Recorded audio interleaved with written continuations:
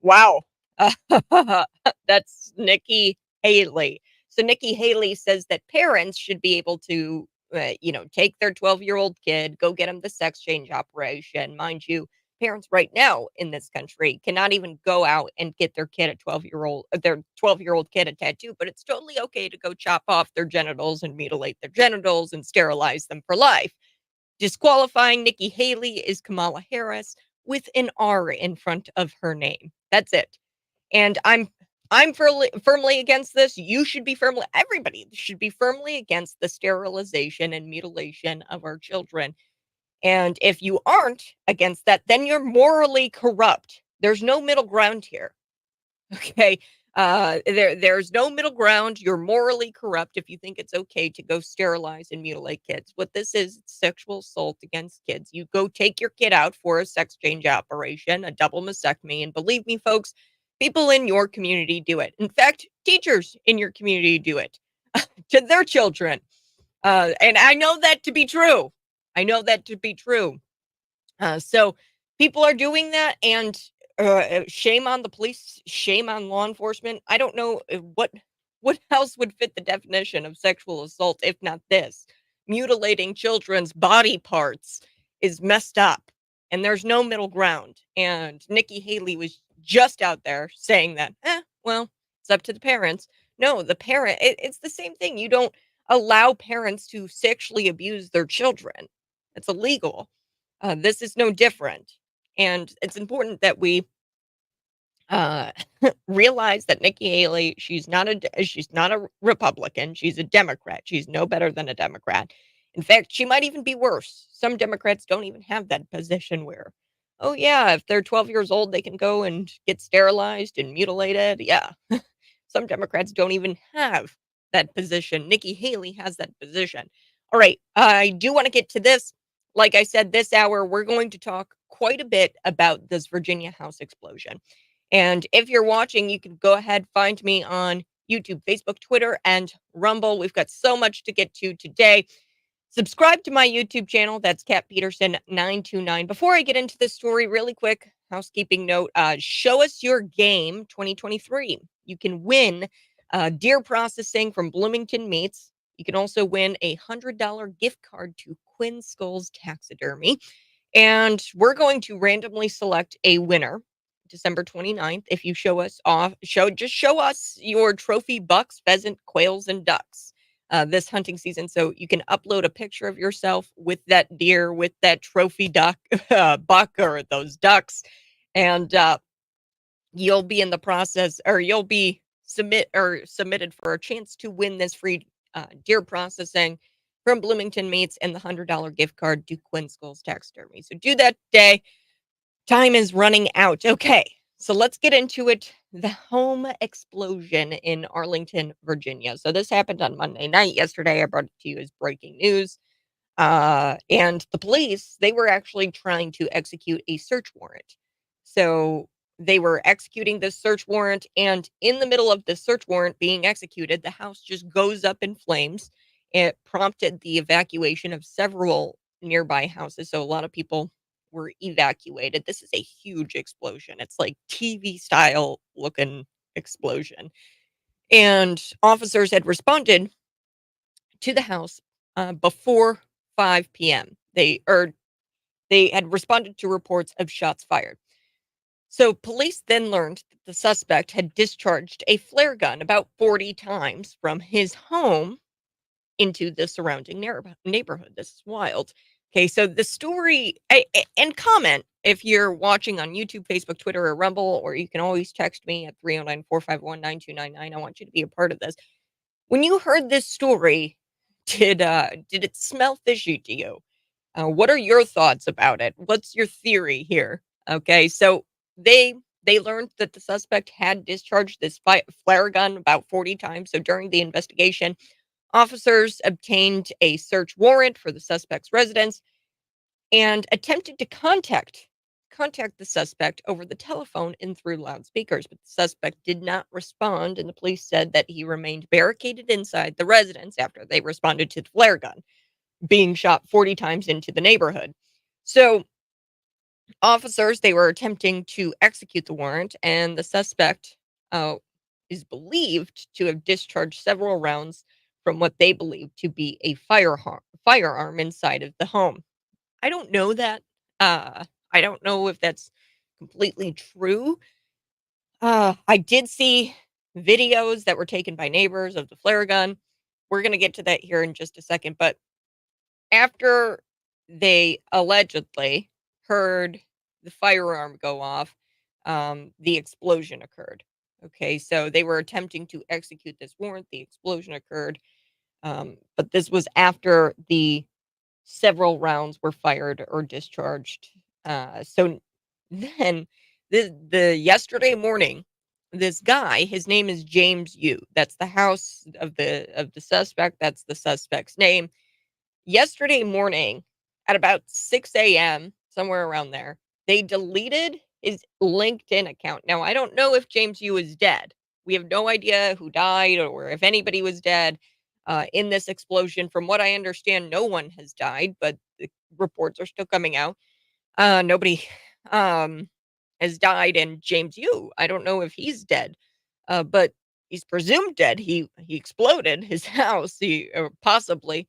Now, the man whose home that allegedly exploded, James Yu, he had a LinkedIn account, and this revealed his LinkedIn account, which is kind of odd because usually these crazy psychopaths post on things like Facebook and Twitter and blah blah blah.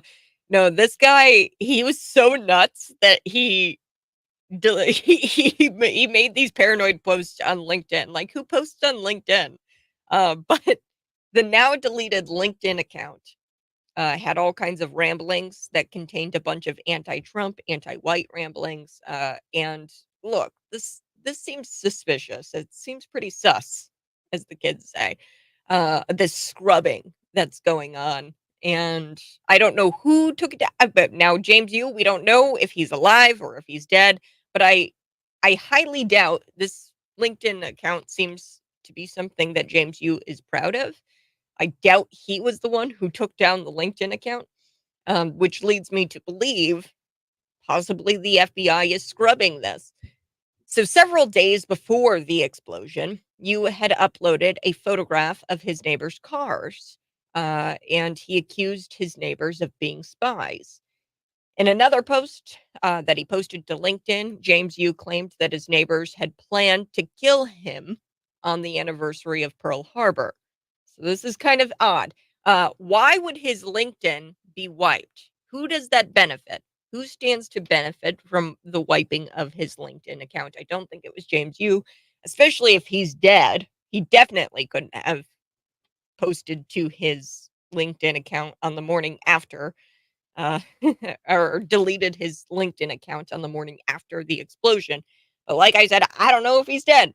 Um, Now, I'm going to take a quick break, but I want to pick up on this story because there's so much to it. There's so much to this that's not just a house explosion. This guy was known to the FBI, and I'm not saying that the FBI put him up to exploding his house. I'm not saying that.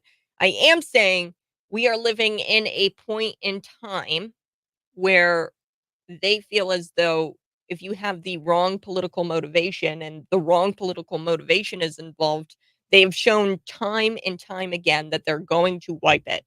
They're going to wipe it. They're going to take that down. And this guy, I think, is crazy. I don't know what led him to be crazy or if he's been crazy all along. He's an Asian fellow. And this James Yu character, I don't think anybody was hurt. It was a duplex, the house that exploded. So I don't know if anybody was hurt. This is an odd story, and there's a lot of conflicting reports about it now. I'm just telling you what I know, and I'm just really going off of this LinkedIn account and some screenshots that were thrown out there on social media from his LinkedIn account, and then also going off of some lawsuits that this guy had against Verizon, Google, his wife, his sister. This guy uh, was very upset with a lot of people, especially those in the DOJ and the FBI. So I'm going to be back unpacking it. This is the Morning Buzz. Find me on YouTube, Facebook, Twitter, and Rumble.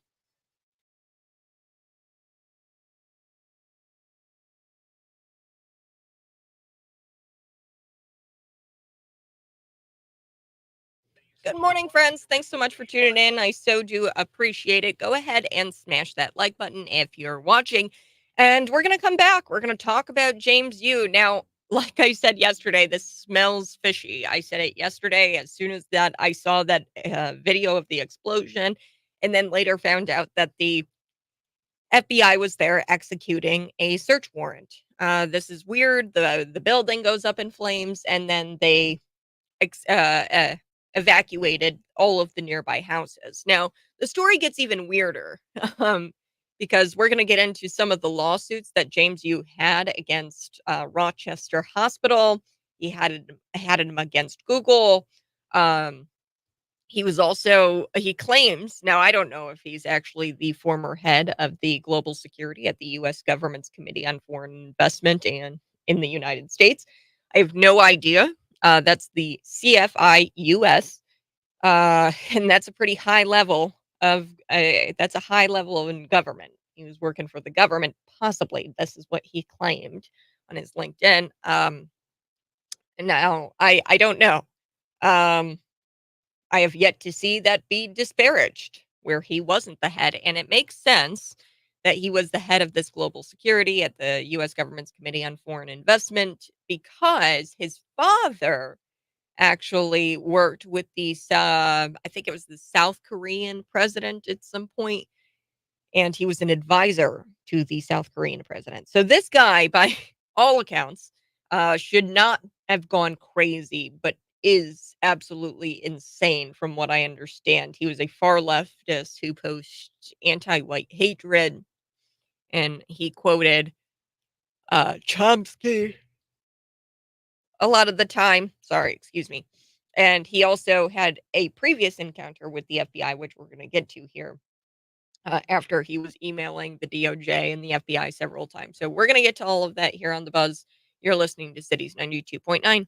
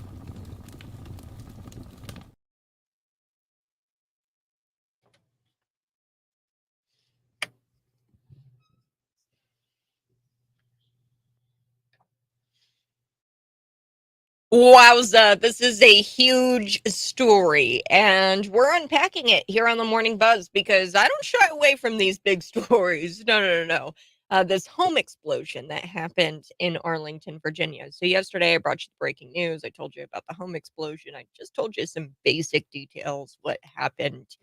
And I'm sure you've seen the video. It's insane. It's this like TV style looking explosion. It's a massive explosion, and the police were there trying to execute a search warrant, I guess. And the building just goes up in flames while they're trying to execute this search warrant, and they had to evacuate several nearby houses. Now, the house itself that exploded was a duplex, and it belonged to a Mr. James Yu. Now, officers responded to reports of shots fired just before 5 p.m. on Sunday night. And the officers learned that this suspect had actually he was actually firing off flare gun. So they responded shots fired, but it was just a gun, and he was shooting this thing like 40 different times from within his home. And he was shooting it into the neighborhood. The flare gun was some people said it was Roman candles. It's not Roman candles. It was a flare gun, it looks like, according to some video that I've been looking on.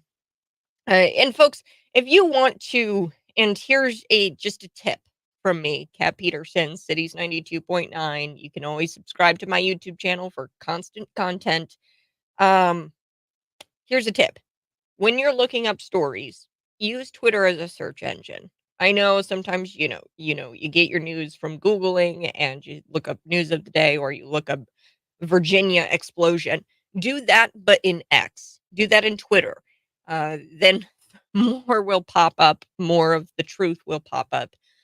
Because if you go to Google and you type in Virginia explosion, you're going to get a lot of mainstream reporting. Now, what I like to do, I go to the mainstream, kind of get some tidbits there, and then I go to Twitter and then I type in Virginia explosion.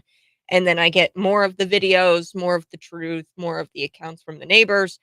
So like I said, the flare gun shot off into the neighborhood like 40 different times. During the investigation, officers obtained a search warrant for the suspect's resident after they got word that there were shots fired. They actually got a warrant for the suspect's house, and they attempted to contact the suspect through over the telephone and through these loudspeakers that they had there.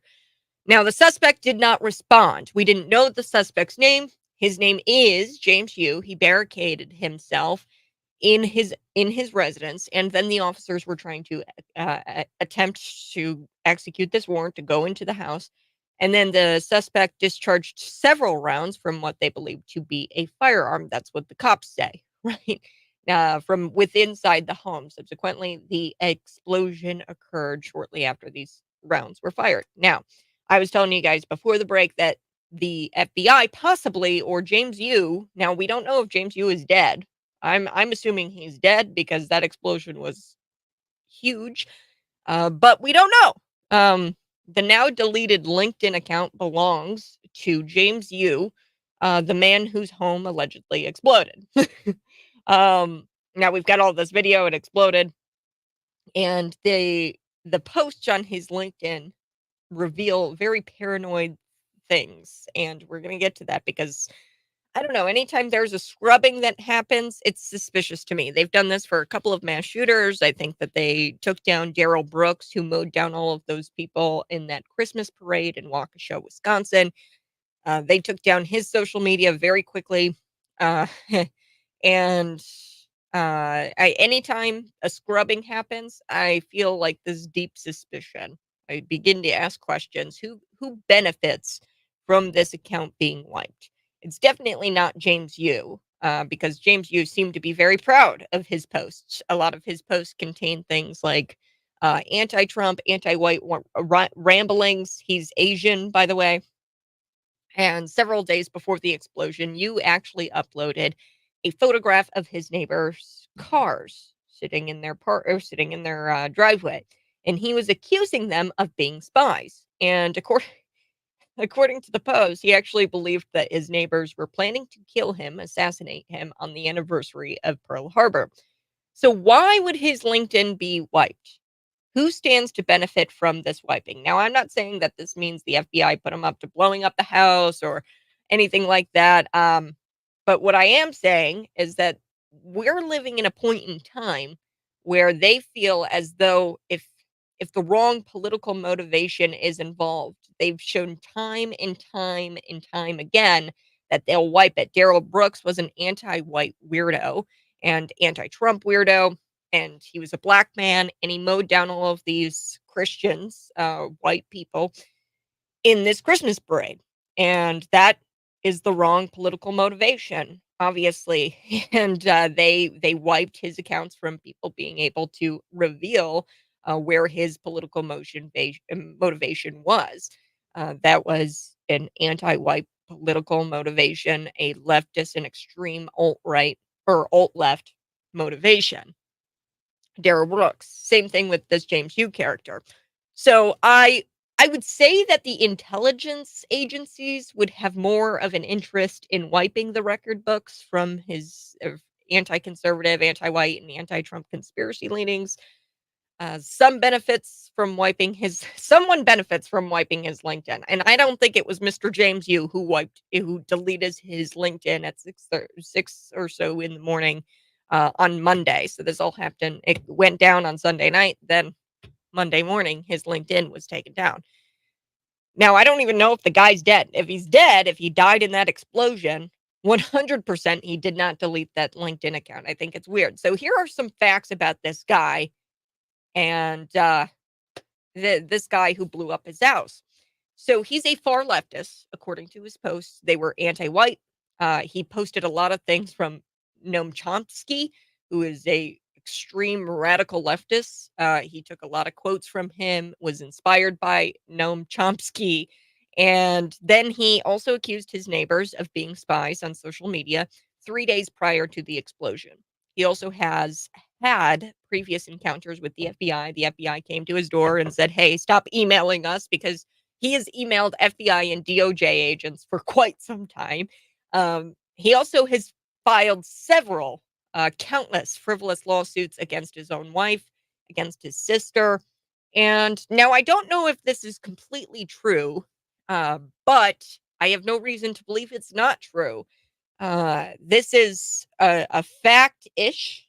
I'm gonna say that. I haven't seen anything to disparage this fact. Now, this was not on his LinkedIn. From what I understand, he used to be a head of global security at the U.S. government's Committee of Foreign Investment in the United States. So this is a huge committee. This is the CFIUS. And he was very high ranking at this committee. And he worked for the government. And what this really deals with, it deals with China, their investment here in the United States. It deals with TikTok. It deals with Elon purchasing Twitter. It deals with how foreign investment and what kind of foreign investments are made here in the United States. So Yu was clearly spiraling out of control mentally, though. I want to make that clear. Now, he was the former head of global. He wasn't currently the head of global security at the time of the explosion in this committee. Now, I don't know if he went crazy. Maybe he was sane at the time when he was the head of this global security at this U.S. government committee that deals with foreign investments, and then he became crazy. Maybe working with the government made him crazy. I don't know. But clearly, at this point, as of Monday night, this guy was spiraling out of control for quite some time mentally. He was committed to a mental institution by his wife and his younger sister. This is why he actually sued them. So he's definitely if he wasn't being watched before, he definitely ended up on a watch list after he obsessively emailed hundreds of people.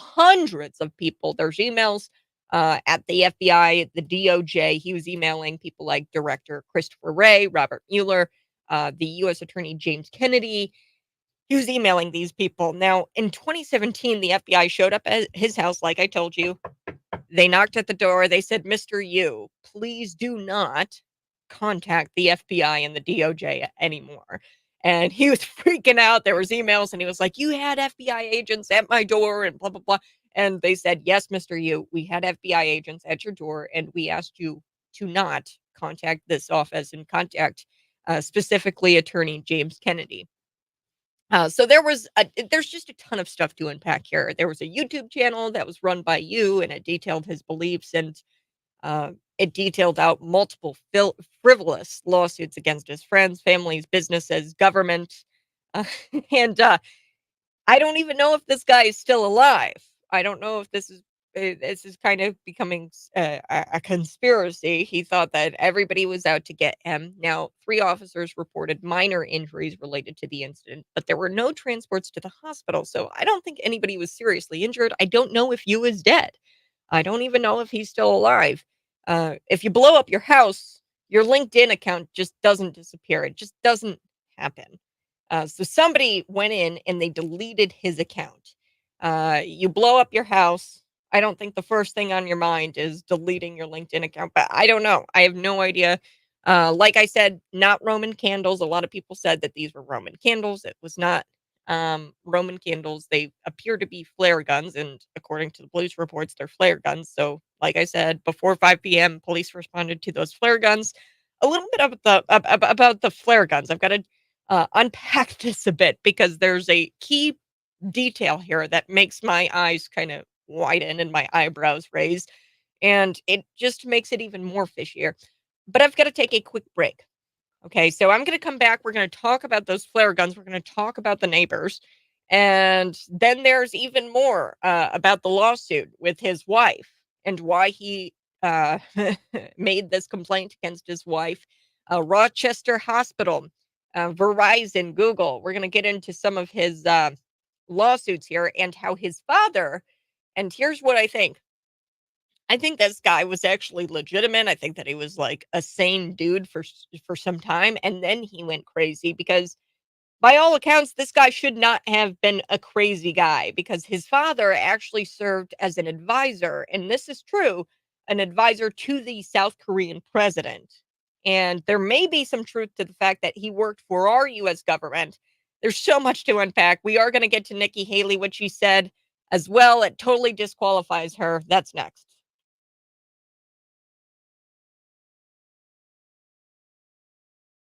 Morning, folks. Thanks so much for watching. Go ahead and smash the like button. We are going to get to John Fetterman, how he teamed up with our boy, uh, George Santos. George Santos is a weirdo, and I don't like him by any means. I think that he is a hack, and I don't think he's actually a Republican. I think he's a representative. I don't know. If he's a representative or senator. Pretty sure he's from the House.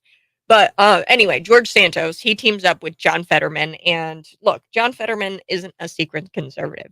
Um, I want to make that clear. But there's nothing we can really do about John Fetterman until 2026 because he was recently elected to serve as a U.S. Senator. And I don't know why, but we might as well sit back and enjoy the content that John Fetterman is giving us now. So I don't think that he's a secret conservative, but I do think that he has some common sense when it comes to corruption in government, and I'm going to enjoy the content while it lasts. Who knows? Maybe the stroke made him a conservative. Maybe maybe it made him a little bit more sane than what he was. Okay, so um he made a joke um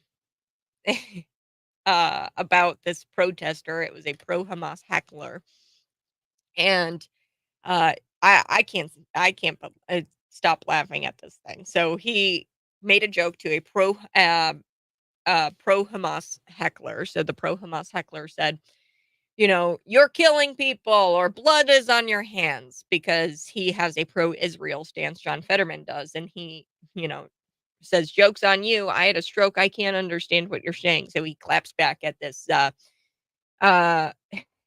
at this pro Hamas heckler, and he goes, I can't understand what you're saying because I had a stroke. So, I mean, it was obviously he was trolling the guy, the pro Hamas heckler.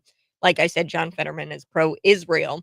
So, a couple of days ago, Fetterman wanted to get something for his ethically challenged friend, Bobby from New Jersey. Okay, he wanted to get something for his ethically challenged friend, Bobby from New Jersey, and he brought a cameo message from the now former Congressman George Santos. So Cameo, it's like this video where it's this video platform. It's actually headquartered in Chicago, where celebrities go and then they film themselves and people can scroll and hear from their favorite celebrities or whatever. So, Santos is obviously in need of some income, being that he has been ousted from Congress. He is the now former congressman. He's been expelled, but they wanted to get something together for the ethically challenged friend Bobby from New Jersey. This is another senator. He's a Democrat colleague of John Fetterman. Now, I'm gonna play that clip for you. George Santos and, uh, John Fetterman teamed up to kinda troll Bobby from New Jersey, this US Democrat, Senator Bob Menendez. And Bob Menendez, he was kind of, dragged through the mud on The View by Fetterman, and this is pretty gold. This is pretty gold. This clip from The View. So he took a shot at him and said that he wasn't actually a New Jersey senator, but rather he was a senator for Egypt, implying that, hey, you have the interests of Egypt in mind and not the people of New Jersey in mind. And he was calling out the corruption here. John Fetterman was, and he took shots at the U.S. Senator from New Jersey, Bobby Menendez. So we're going to chat a little bit about that. Plus, California. This is a pretty funny story, and I can't wait to bring it to you about California crime being so out of hand that this guy named Jesus actually had a Christmas tree stolen from the roof of his car in California. I've never heard of anybody stealing a Christmas tree off of the top of somebody's car. You gotta be a pretty scummy human being to do something like that. If you're watching, smash the like button, hit the like button right now, and share this out with your friends. We're going to come back. Like I said, I've got so much to talk about when it comes to the Virginia explosion, and I wanted to take some time and draw this out in the 6 o'clock hour because it's just one of those stories where you're like, that feels fishy. So in the comments, let me know your thoughts. Did the FBI explode the house? Did they want him? Uh, did they want him to continue posting? Did they want him to continue emailing back and forth with FBI agents and DOJ agents and accusing them of all kinds of things? I don't know. Um, Smash the like button if you thought that this story was odd from the beginning. It's weird that the house exploded right before the FBI agents could execute this search warrant. So, James Yu, he's got all kinds of frivolous lawsuits against his wife, his sister. I'm going to go through a couple of those lawsuits. There was one lawsuit that he had against Rochester Hospital and his wife because she admitted him in the mental institution. Now he claims that he wasn't mental and that there was a different reason why she thought that it would be the only solution to admit him into this hospital. And I'm going to get to that because it's kind of nuts. Smash the like button. We're back in just a minute.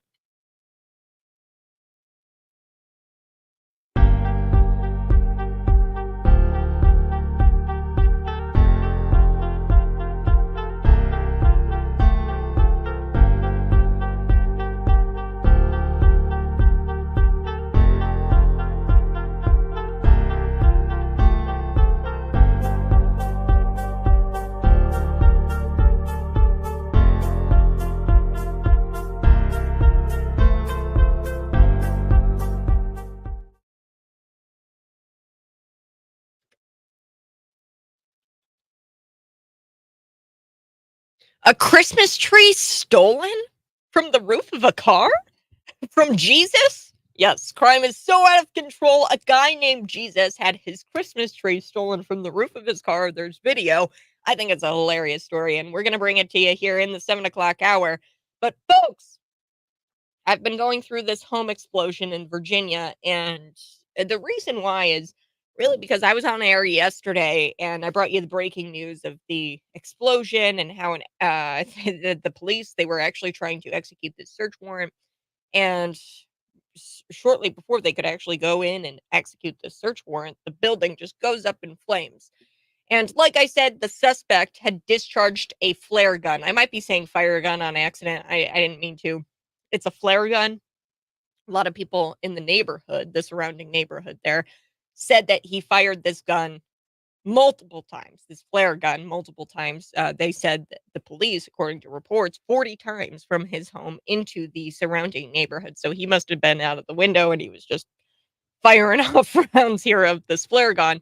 And during the investigation into this shots fired, officers obtained a search warrant for the suspect's house. This is James Yu.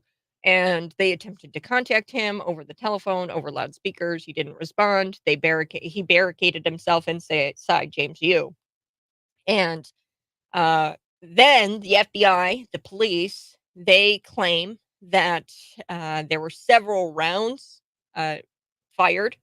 There were several rounds fired from a firearm. So, like an actual firearm inside of the home. And that's when they were attempting to execute the warrant. They claim that there were several rounds shot off, and shortly after those rounds, an explosion occurred. And I told you about James Yu, his LinkedIn account. I'm not going to go through what was all on his LinkedIn account. All you need to really know is that he had several paranoid posts that suggested that his neighbors were spies. He also said that he had a bunch of anti Trump, anti white posts, ramblings on his LinkedIn account, which I thought was hilarious because who posts on LinkedIn, especially stuff like that? Usually you hear it's on Facebook, on Twitter. But anyway, he's a far leftist. He posts anti white hatred on his LinkedIn. He thought his neighbors were spies. He had a previous encounter with the FBI because the FBI came to his house, I think, in 2017 after he had emailed several hundred FBI agents and DOJ agents. He also has a lot of lawsuits against his own wife, against his sister, and he was the former head, possibly. Now I don't know, I can't confirm this, but I don't think it's wrong. I think it's actually factual here, where he was the head of global security at this U.S. government committee on foreign investments in the United States. So this is a big committee. This isn't like a, yeah, this isn't like dog catcher. Okay, he's top guy, or was the top guy. I don't know if he spiraled out of control after having that job or what, but um, I want to get to the lawsuits and to this flare gun thing because the accounts from the neighbors were interesting. So at about 8:30 p.m., they were there executing the search warrant, and I mean, there's a lot of things that could have caused this. Gas in the house, the flare guns were going off. Who knows how this explosion happened? But and I don't even know if James Hughes is alive. But the crazy Asian guy, maybe he gassed up his house. You know, you got a gas stove. Maybe he gassed up his house and was firing these flare guns hoping to blow up the house. I don't know, but there was a neighbor and she said that she saw flares coming from the house in the afternoon. So right before 5 p.m. And she initially thought that somebody was just goofing around on, on an afternoon, which is odd.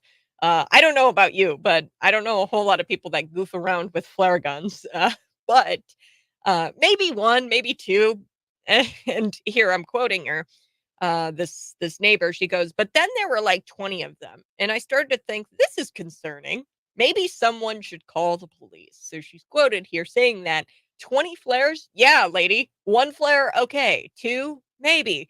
Three, the third flare, let's just say that's the grace flare, okay? But 20 flares?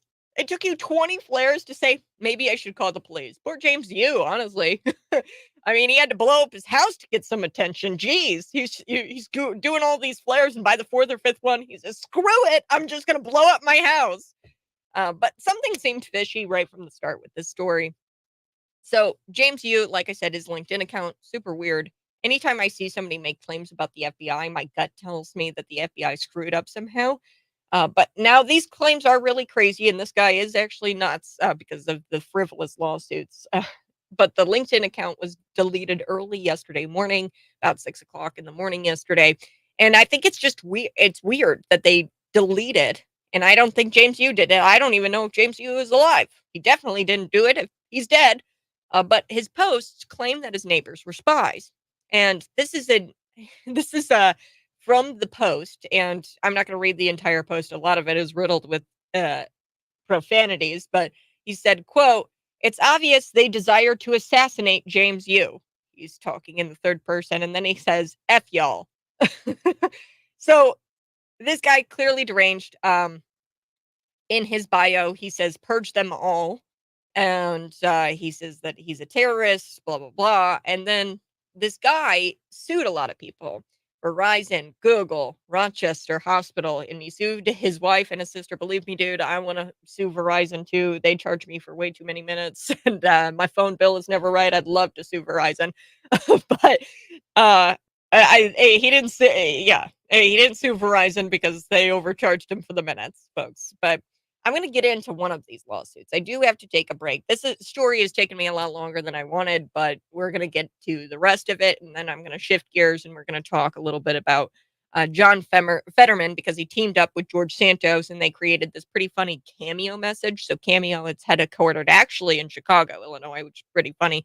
Cameo, it's like a video aggregate where a lot of celebrities go and they take videos of themselves, and people can go and pay to watch their celebrities. I don't know how that's successful, but George Santos is on it now because suddenly this guy is actually in need of some income because he's no longer the congressman. He's no longer a congressman. He was expelled. So Fetterman and George Santos actually teamed up and they went after this New Jersey senator. His name's Bobby Menendez.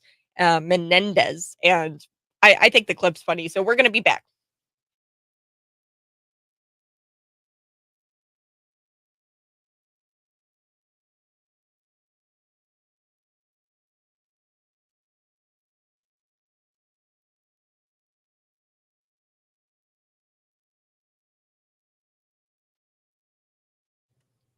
Good morning. Hey, thanks so much, Henry Sanchez. Morning, kiddo. One flare is too many for a single for help. And the whole thing used to make him sound crazy to eliminate any credibility on his info.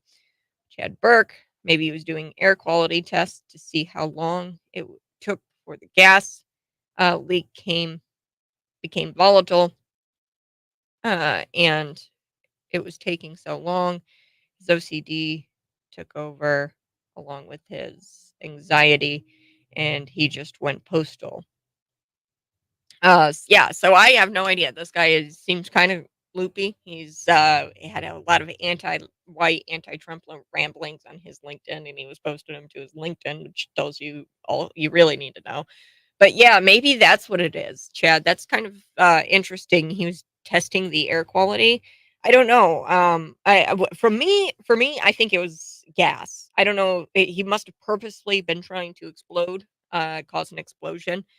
Now, this guy, if he does in fact or did in fact work for the United States government, which he was the head of global security of. Now, I'm going to have to do some research on that because I haven't been able to confirm that, but everything suggests that he did in fact work there, including the fact that his father was an advisor to the South Korean president.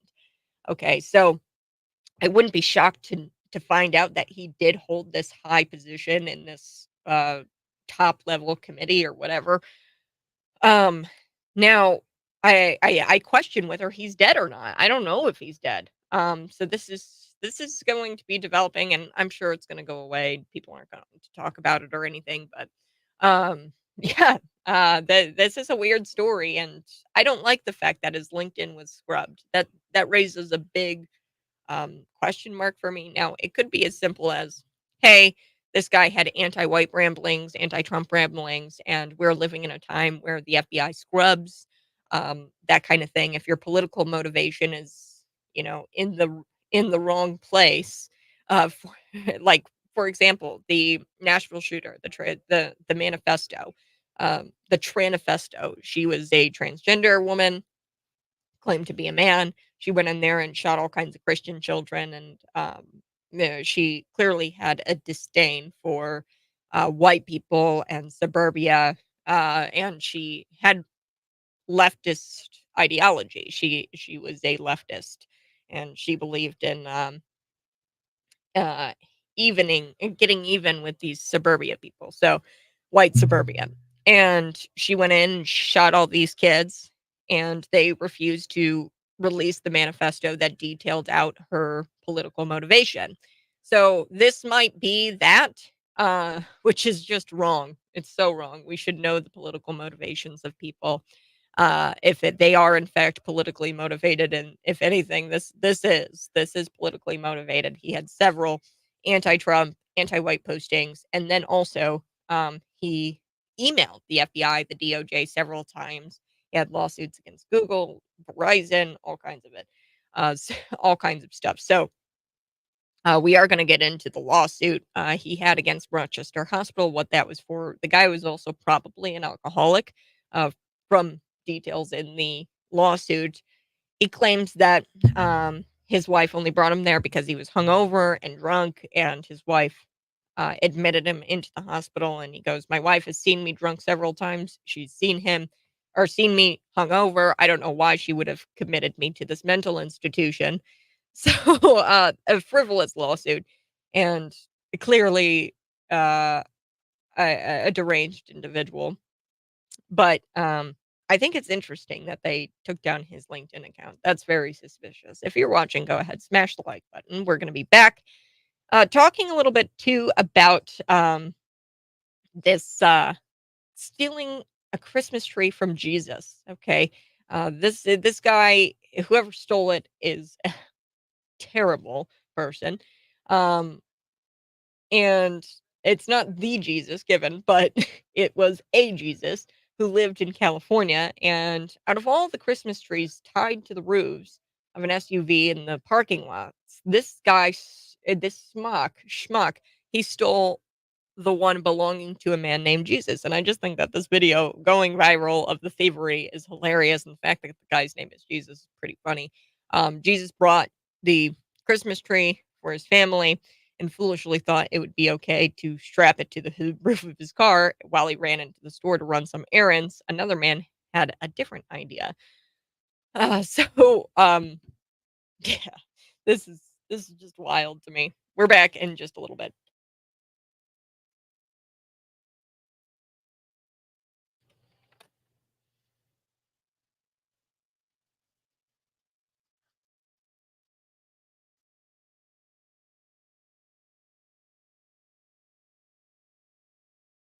Hey, good morning. This is the Morning Buzz. Thanks so much for tuning in. I so do appreciate it. We're going to be back talking a little bit about the disgraced Democrat senator. His name is Bobby Menendez. And Fetterman and George Santos actually teamed up to go after him in this video.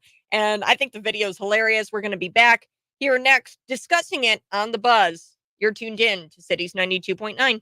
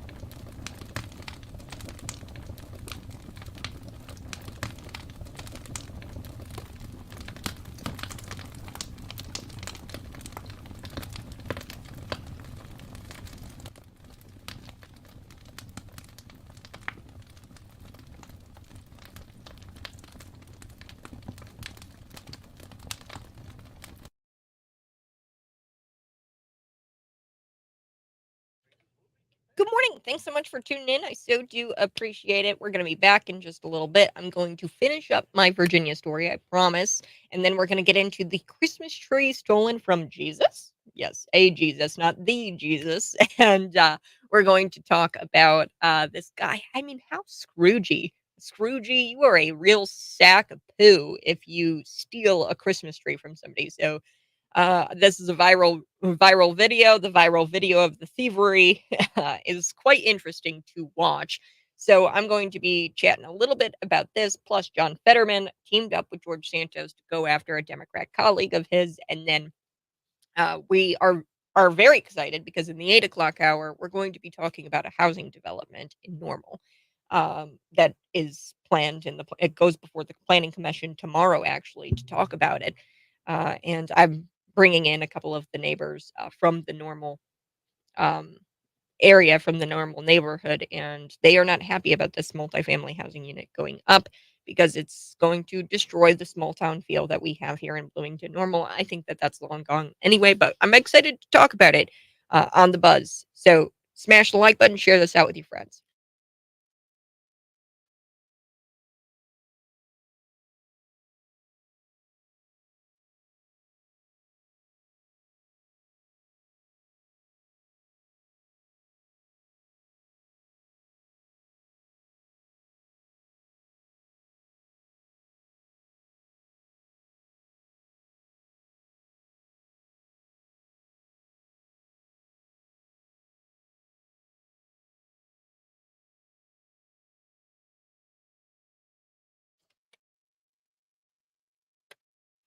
I'm live on YouTube, Facebook, Twitter, and Rumble. Head over there and subscribe to my YouTube channel. And don't forget to share this video out with your friends. I'm Kat Peterson 929 on YouTube. This is the Morning Buzz. And before we took the break, I was telling you guys a little bit about this Virginia story. So just a quick recap.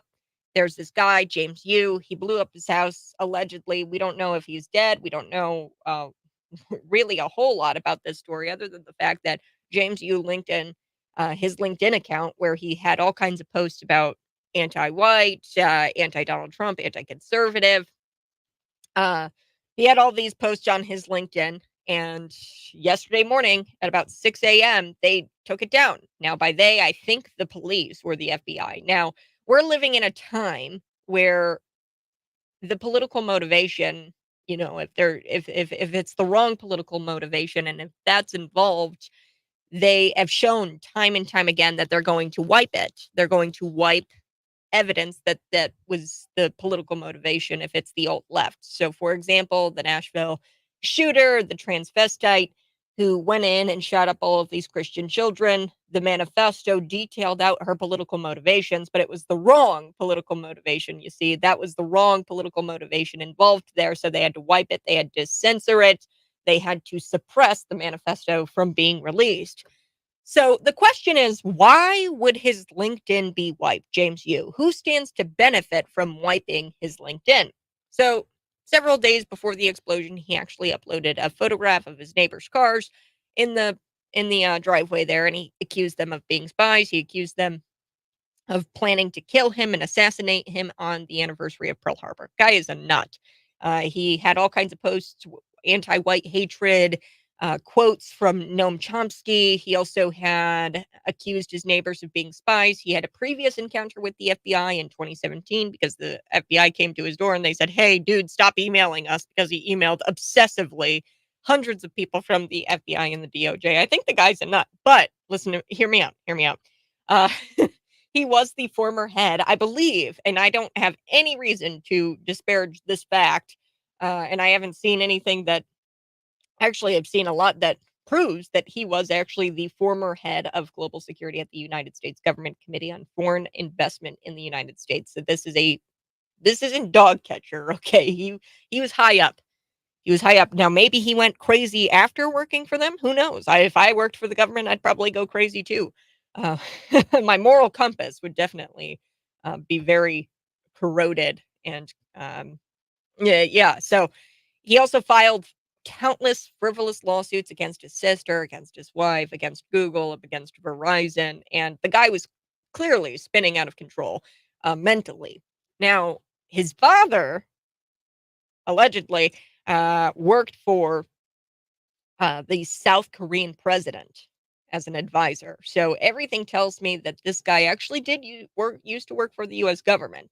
By no means James Yu. I don't think that he should have been this crazy guy. He had a life. I think he had a wife. He had a sister. Everything about him suggests that this guy shouldn't have gone crazy, but he went crazy. And like I said, 8:30 p.m. Sunday, the police were there trying to execute the search warrant that they obtained because he was shooting off flare guns. I told you about the flare guns and how the the neighbor had given her account to NBC, and she said, "Well, I thought people were just goofing off that afternoon." 40 times this flare gun went off, and she said, "After about 20 of them, I started to think, maybe I should call the police." Yeah, yeah, you should call the police, maybe even after 1 flare. 2, okay. 3, let's say the 3rd flare is the grace flare. But 20 flares? Come on, James, he might have blown up his house. Here's what I think. I think that he had the gas stoves on, he had gas in his house, and, somebody actually commented on the YouTube, Chad, he says, "Well, maybe he was testing the air quality." Um, I don't know, no idea, but maybe he had gas in the house. It looks kind of like a gas explosion. If I had to guess, I'm not an expert. I'm not, like a fire marshal or anything like that, but maybe it was gas and the flares, maybe some fire, managed to ignite the house, blow up the house, who knows? But Yu was a weird dude. Yu was a very weird dude, and I wanna get into some of his frivolous lawsuits here. The guy sued a lot of people: Verizon, Google, Rochester Hospital. He sued his wife, he sued his sister. Uh, and then here's the lawsuit. His wife institutionalized him against his will. That's what he claims in this lawsuit. And he also went after Rochester Hospital for institutionalizing him. And he says in the lawsuit here, "My wife has seen me drunk and hungover countless times throughout our relationship." Wow, very honest. Mr. Yu. And he says that she admitted him into the institution because he was drunk and hungover and that he was not crazy. Like I said, this person's nuts. And I think he might have been inspired by radical leftist ideology. The man also, in several emails, claimed that there was a connection between this Russia hoax. We know that Russia did not steal the election in favor of Donald Trump. With Donald Trump and Hillary in 2016, he says there's a connection there with 9/11. Like I said, his father served as an advisor to the South Korean president. There may be some truth to the fact that he actually worked for the U.S. government. It's a really fishy story. Let me know in the comments, YouTube, Facebook, Twitter, and Rumble what you think happened. There's no issue, despite what people will tell you, in raising questions, asking questions. I think it's odd that they're scrubbing his LinkedIn account. I don't believe James Yu deleted his LinkedIn account the morning after the explosion. I don't even know if James Yu could have done that because he might be dead. So either way, it's wrong of the action. Obviously, he had political motivation, maybe to cause this explosion. He was in contact with the FBI. The FBI was in contact with him in 2017. They said, "Hey, dude, stop emailing us." So I don't know. It's an odd story for sure. I do want to talk about John Fetterman. Let's get to this story. And look, no, John Fetterman is not a conservative. He's not a secret conservative, but there's nothing we can do about him until 2026. So we might as well sit back and sip our coffee and enjoy the content coming from John Fetterman. Uh, and you can't not laugh at this. You can't not laugh at him clapping back at this pro Hamas heckler. And I'm not going to play the clip because it's really short. And all that's really said is, "Joke's on you. I had a stroke. I can't understand what you're saying." So the heckler says to John Fetterman, "You've got blood on your hands. You've got blood on your hands." And John Fetterman just looks at him and says, "I had a stroke. I can't understand you, dude." I think that's funny. But Fetterman, he wanted to he wanted to go after his buddy and challenge his ethically challenged friend Bobby from New Jersey. This is a Democrat senator. Now, he bought a cameo message from now former Congressman George Santos. This is what Fetterman did. So you can buy these messages from celebrities on Cameo. It's actually headquartered out of Chicago, Illinois, which I think is kind of interesting. I didn't even know this existed. This should just tell you how there's like not a demand for this kind of thing. So Cameo It's where celebrities go and they post videos of themselves, messages to their fans, and you can buy those messages. It's a weird platform. But anyway, George Santos is there probably because he needs some income. He needs some income because now he's no longer a congressman. He's the now former congressman, George Santos. I'm not an advocate of George Santos. I think he's a weirdo, but I definitely don't think he should have been expelled for what he did. I do think Bobby should have been expelled, the U.S. Democrat senator who John Fetterman called attention to on The View. Let's take a listen to George Santos' cameo here, his cameo message. And the two paired up. So John Fetterman, like I said, he bought this from George Santos. So the two paired up, obviously. And I want to share this with you. This is pretty funny. Here we go. Hey, Bobby.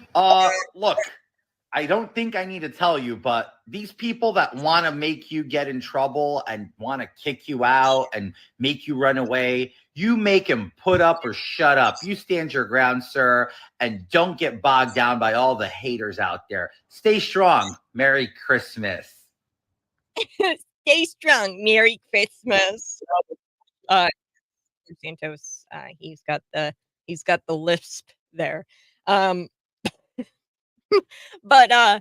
yeah, he sits there and this disgraced Democrat senator, his name is Bob Menendez, and he's in the same political party as John Fetterman. And George Santos went out there and he made this kind of funny troll video, and John Fetterman got in on it. And as we know, Menendez, he was just indicted for an insane amount of corruption and bribery charges. Like, actually has bribery charges, corruption charges. He was just indicted and he hasn't been expelled.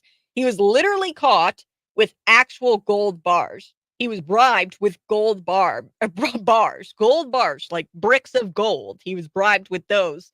And this is like something straight out of a cartoon, and somehow we didn't expel this guy. So here's actually one of my favorite clips on the internet right now. It's of Matt Gaetz, and it's got the Seinfeld music in the back. It's the Seinfeld cold open. And Matt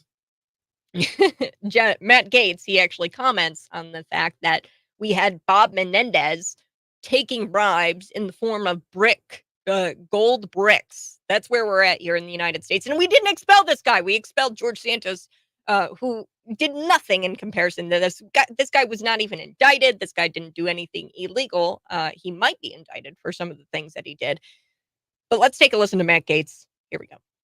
We are devaluing American money so rapidly that in America today, you can't even bribe Democrat senators with cash alone. You need to bring gold bars to get the job done, just so that the bribes hold value. We are devaluing American money so... I just love that clip. So the difference is, of course, Menendez is a Democrat, and therefore the rules don't apply for him. Okay, he was actually indicted. He's actually got bribery charges. He was corruption, bribery charges. He's being indicted, and he's not expelled. The rules don't apply to him, you see, because he's a Democrat. Fetterman, to his credit, is the only one holding him accountable for his crimes in the Senate. And he did this on a recent episode of The View, where these shrill harpies were, gathered around the table, and they were hoping that Fetterman would take shots at George Santos when they asked him about the now former Republican congressman. Joke's on them, because John Fetterman refused to do it, and he actually called attention to Bob Menendez, because he did something far worse than George Santos. I'm going to just play this as a reminder, or as a refresher. Your reaction to the John Fetterman. And you've also been calling to get rid of Menendez, I know. But first, before we talk about that, what's your reaction to the expulsion? Well, it's like I'm not surprised, but to me, I think the more important picture is that we have a colleague in the Senate that actually did much more sinister and serious kinds of things. Senator Menendez, he needs to go. And if you are going to expel Santos, how can you allow to somebody like Menendez to remain in the Senate? And Santos's kind of lies were almost funny, and landed on the moon and that kind of stuff. Whereas I think Menendez is really a senator for Egypt, not New Jersey. So I really think he needs to go. And spicy, very spicy comments from John Fetterman. So Fetterman, he better watch himself, okay? Because if he isn't careful and goes against his party too much, he is going to find himself on the wrong end of an FBI investigation or sexual assault allegations, as Eric Adams, the New York City mayor, has seen. Because he's been going against his party way too much when it comes to the illegal immigration, the mass migration from the southern border. And Eric Adams has actually been speaking out about that, and he's been going against his party way too much. And now you're starting to see that he's on the wrong end of these sexual assault allegations, Eric Adams. And John Fetterman, he better watch himself, folks. He might be at the end of the wrong end of an FBI investigation someday for going against the party. All right, I do have to take a quick break. And all this morning, we've been talking about the Virginia explosion. I told you my theory. And I mean, just some key facts about this guy. We're going to run through those briefly. And then I want to talk about Nikki Haley. Then I've got to talk about this guy. I mean, you are the scum of the earth when you steal a Christmas tree from somebody, and let alone you steal a Christmas tree from somebody with the name of Jesus. This actually happened in California. California crime is so out of control that a guy named Jesus had his Christmas tree stolen from the roof of his car. Who does that? I'm back next.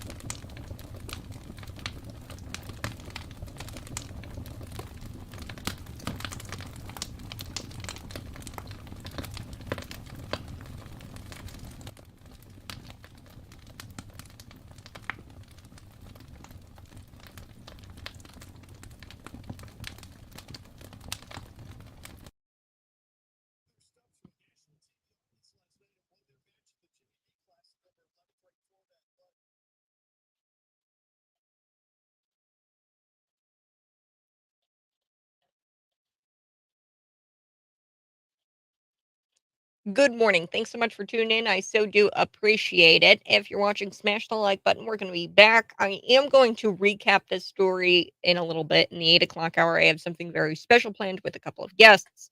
Now, Mr. Wu may not have been in that explosion. Sure, there's sure some interesting comments on his YouTube channel. Yes, he might not have even been there. And I've seen those YouTube comments. Yes, Andrew. I don't know. It's interesting that his LinkedIn account. All I'm saying, that's very suspicious, and there's political motivation there, and they're trying to suppress the reason why this house might have been exploded, if by James Yu. So Mr. Yu, oh, did I say Mr. Wu? Mr. Yu, he might not have even been in the house. He might not be dead. So I am going to be chatting a little bit about this Virginia house explosion because I think it's interesting, uh, how he was also probably the former head of this global security. It's this foreign investments committee. He could have possibly worked for the government. His daddy served as an advisor to the South Korean president. So there's a lot here to unpack. And we don't know a whole lot because somebody took down his account. And I believe that that's law enforcement. That's the FBI. They took down his LinkedIn account, which had a lot of anti Trump, anti white ramblings, but also some information about how he thought his neighbors were spies. So he posted that his neighbors were spying on him 3 days before this explosion actually happened. So we're back next on The Buzz. Smash the like button if you're watching.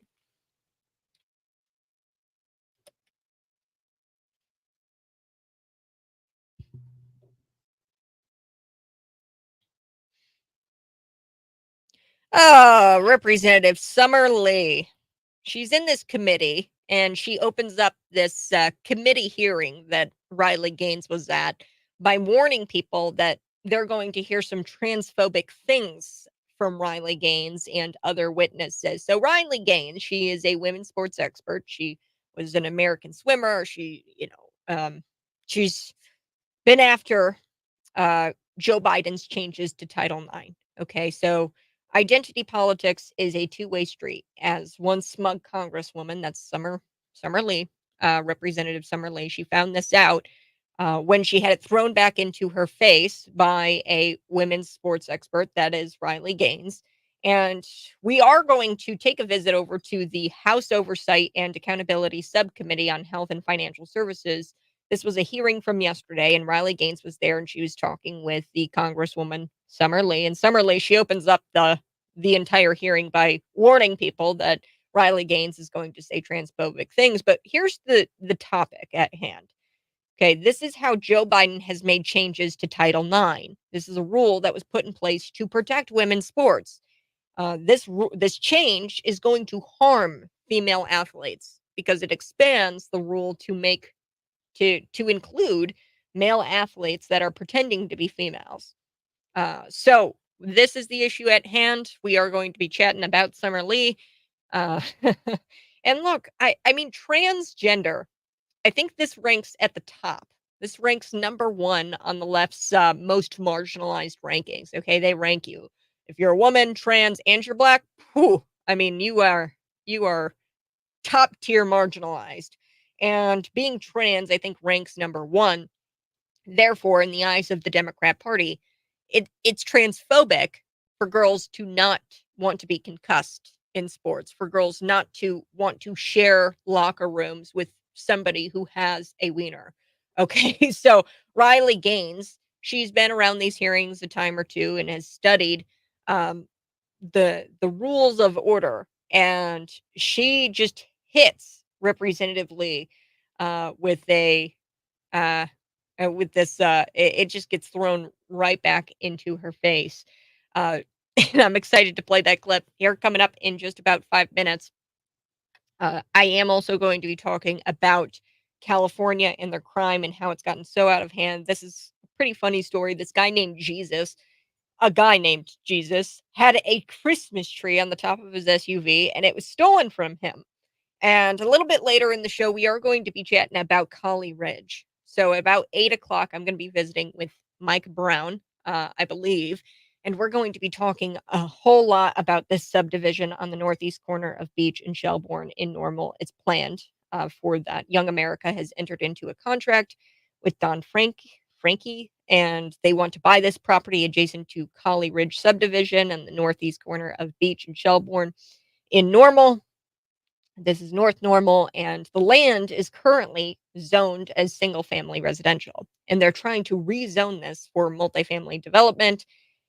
The sale of the property is contingent upon this being approved by the Planning Commission, I believe. Now, the Normal Planning Commission has already informed the neighbors there that the Planning Commission is intending to support this request.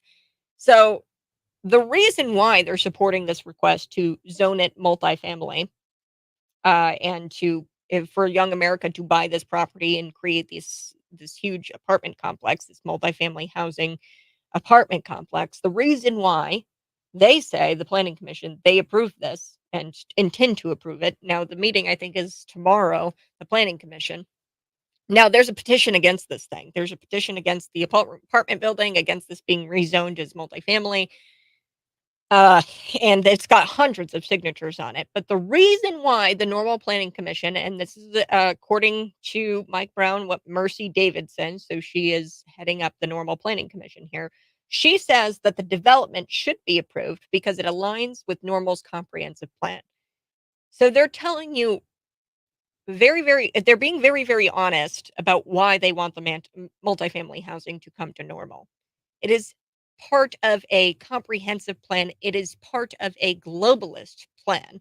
Look up 15-minute cities, look up smart cities. This is a World Economic Forum global initiative to create 15-minute cities. This is going to destroy the small town feel that we have here in Bloomington Normal. And they're going to do it with this passage of this um, rezoning of this area in the northeast. It's the northeast corner of Beach and Shelbourne in Normal. We're going to talk about it in the 8 o'clock hour because it's important. And I've got to take a quick break. But when we come back, I am going to get to this story about Jesus, not the Jesus, but a Jesus, got his Christmas tree stolen from him in California. Crime is out of control. This guy's a schmuck, a scumbag. Who steals a Christmas tree? I'll be back.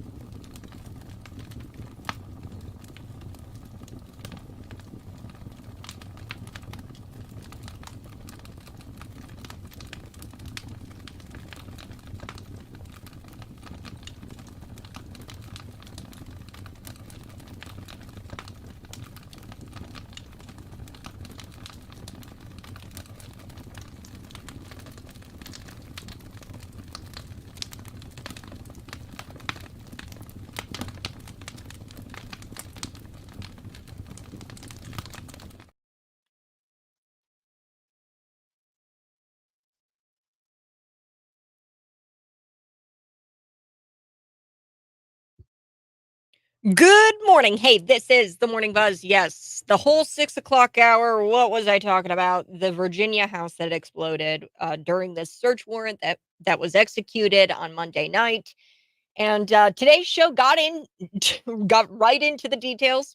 And I will be talking about that. I think we're going to revisit it because it seems like you guys are really interested in it. I did a lot of homework trying to read through his social media posts that were posted on X, Twitter. Like I said, this is a rule of thumb. When you go to look up stories, don't Google them. You can Google them, read a little bit of the mainstream news and NBC, MSNBC, all of that, CNN. You can read a little bit of it and then go right away to X, to Twitter, type in Virginia explosion, and then you're going to see some videos. You're going to see some firsthand accounts of what actually happened that night, Sunday night. So, like I said, officers, they responded to a shots fired. Before 5 p.m., they learned that the suspect was actually discharging what's called a flare gun 40 different times. 40 times he was firing this flare gun from his home into the surrounding neighborhood. There was an investigation. They obtained a search warrant for the suspect's house. This suspect, he goes by the name James Yu. This is the man who had his house allegedly blow up. And it's been revealed now that he was very paranoid. He has a now deleted LinkedIn account. I don't know who deleted it. I'm assuming it's the FBI. It seems like they're scrubbing his social media account because it contained the wrong political motivation, anti-Trump, anti-white ramblings. Several days before the explosion, he actually uploaded a picture of his neighbors' cars and he accused them of being spies. But there's so much to this story. But the main question I want to get to is, why would his LinkedIn be wiped? Who stands to benefit from wiping his LinkedIn? That's the big question here. And we know that the FBI, if there's the wrong political motivation involved, they have shown up time and time and time again, and they've proved that they will wipe it. For example, the Nashville Manifesto, the transgender shooter, she was politically motivated through this radical trans ideology that she held. And she went in and she shot up a bunch of Christian children at the school, the Covenant school. And they suppressed and would not release that manifesto that detailed out her political motivations for the attack. So someone benefits from wiping his LinkedIn, this James Yu character. Now, he's a far leftist. He had all kinds of anti-white hatred, quotes from Noam Chomsky. He accused his neighbors of being spies. He also had encounters with the FBI back in 2017. And from what I understand, he was also the former head of global security at the U.S. Government Committee on Foreign Investments in the United States. This is no dog catcher position. He was high up there. And clearly, he spiraled out of control mentally. I don't know if that happened after he left the former head of, or maybe that's the reason why he had to leave this global security at this government committee for foreign investments in the United States. But he sued multiple people. He sued his wife, his sister. He sued Verizon. He sued Google.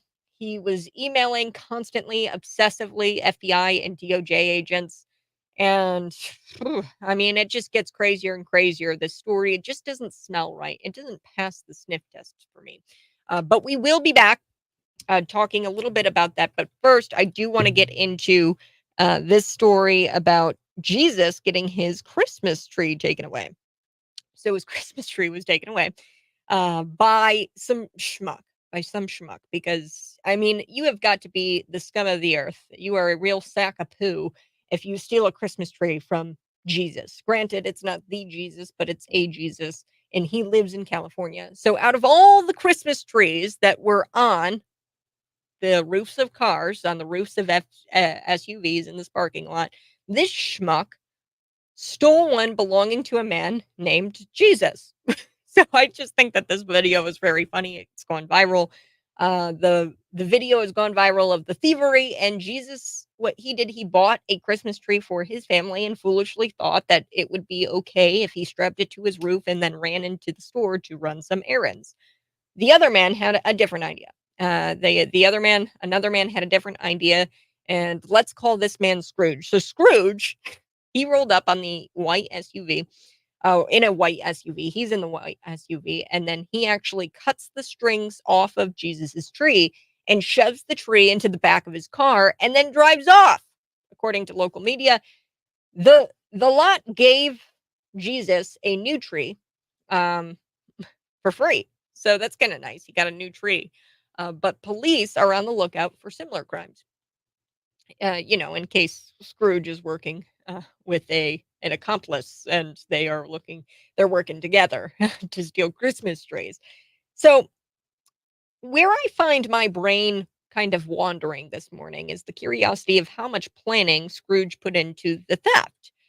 Stealing clothing, jewelry, you can understand, even toiletries in California. This is not anything new. A lot of people steal it, but the black Christmas tree market seems to be niche. Okay, so there is people are stealing clothing, people are stealing jewelry, toiletries, and they're selling them on the black market, and they're kind of giving them it's a black market for this kind of thing. So they're marking up the prices. They're doing resale to try to get rich off of this stuff. So they'll steal it and then they'll sell it, and that's how they get rich, these criminals. But I don't know. My brain is kind of wandering this morning, and I'm curious: is there really a black Christmas tree market out there? um, so I wonder if Scrooge has hit the streets yet, and is trying to sell this stolen Christmas tree that he got from the roof of the car of Jesus. Um, I don't know. But it's California, and at this point, you would assume all the citizens know that stealing is less illegal than and the criminal. It's like a suggestion to not steal at this point in California. The criminal he'll steal the tree for no reason at all, other than maybe that's what it was. He didn't want to sell the tree. Maybe he needed it for his family. I don't know. But Jesus kept with his namesake, actually, and he was very forgiving. And he decided to not file a formal police report against this guy who stole his Christmas tree. So that was kind of interesting. I'm just kind of shocked that somebody would go to the lengths of stealing a Christmas tree. Who does that? Okay, so I do want to take a quick break, but when we come back, we are going to run through this Virginia story really quick, and then I do want to get to this Democrat Congresswoman, Riley Gaines. She just engages this Democrat, and she throws it right back into her face at this hearing because Riley Gaines, of course, is trying to speak out against Joe Biden's changes to Title IX. So we'll be back after this. You're listening to The Morning Buzz.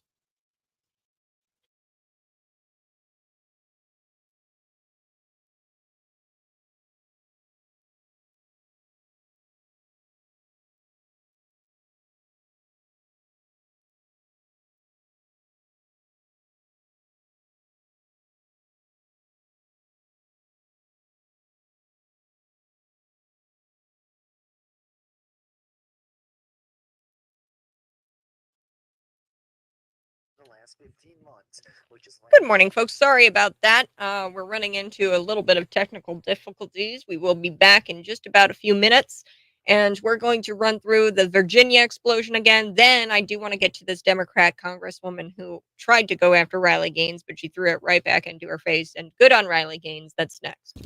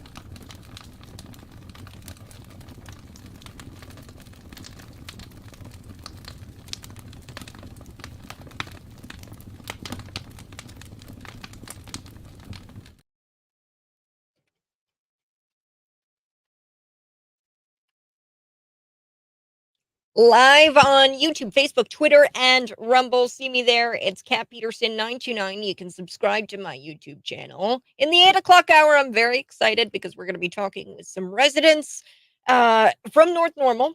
There is a subdivision going up on the northeast corner of Beach and Shelbourne. Likely. I mean, I'm just going to say it's probably going to happen. They are looking at rezoning this from single family residential to zoning it as a multifamily housing. Multifamily development is possibly going to be going there. Young America wants to buy the property. And the planning commission, they came out and they said it. According to Mike Brown here, he says that the planning commission already informed the neighbors that the commission intends to support this request to rezone this and for Young America to enter into this contract. They're going to buy the property adjacent to the Collie Ridge subdivision on the northeast corner of Beach and Shelbourne in Normal. And he said it. He says it here. He says the Normal Planning Commission, that's Mercy Davidson, she stated that the development should be approved because it aligns with Normal's comprehensive plan. Now, I think that this is a part of the global initiative, World Economic Forum type stuff, where they want to build out these smart cities, these 15-minute cities where, they build up and not out. And this needs more attention. I think this needs more attention. There's a petition out there. It's got hundreds of signatures from Normal residents. So we're going to be chatting about it with some neighbors in that area. But before I take the break, I do want to play this clip really quick. It's of Riley Gaines at this committee hearing. Now, Riley Gaines, she is a women's sports expert. Okay, I'm going to call her that. She went to this hearing. She was testifying before this congresswoman. Now, this congresswoman, it's Summer Lee, and this is the House Oversight Accountability Subcommittee on Health and Financial Services. This was a hearing from yesterday, and the topic at hand is the changes that Joe Biden is making to Title IX. This is a rule that is put in place to protect women's sports, but really this change is going to harm female athletes by expanding the rule to include male athletes pretending to be female athletes. So here's how it went down. She just throws it right back in her face. I love it. Here we go. Here's Riley Gaines and the exchange with Representative Summerlee. Such as teamwork and goal setting. In terms of mental health, studies show that participating in youth sports is associated with lower rates of anxiety and depression, lower amounts of stress, higher self-esteem and confidence. Women must stop. Inclusion cannot be prioritized over safety and fairness. And Ranking Member Lee, if my testimony makes me transphobic, then I believe your opening monologue makes you a misogynist. Thank you. Thank you, Ms. Gaines. I now recognize Ms. Perry for her opening statements. Good afternoon, Chairman McLean, Ranking Member Lee, and distinguished members of the subcommittee. My name is Sarah Parshall Perry. I am a senior legal fellow at the Heritage Foundation. As a former varsity athlete, the mother of a girls varsity athlete, and former senior counsel for civil rights at the Department of Education, I have, as the saying goes, Madam Chair, excuse me, I move to have the gentlewoman's words taken down. The committee will suspend. So Summer Lee there, the representative, she wanted to get Riley Gaines' words stricken from the record, where Riley Gaines goes after her and she says, look, if my testimony makes me transphobic, then your opening monologue here makes you a misogynist. So in her opening monologue, what Summer Lee, the Democrat, does, she says that she actually warns people. She opens up by warning people that they're going to be hearing transphobic things from Riley Gaines and other witnesses.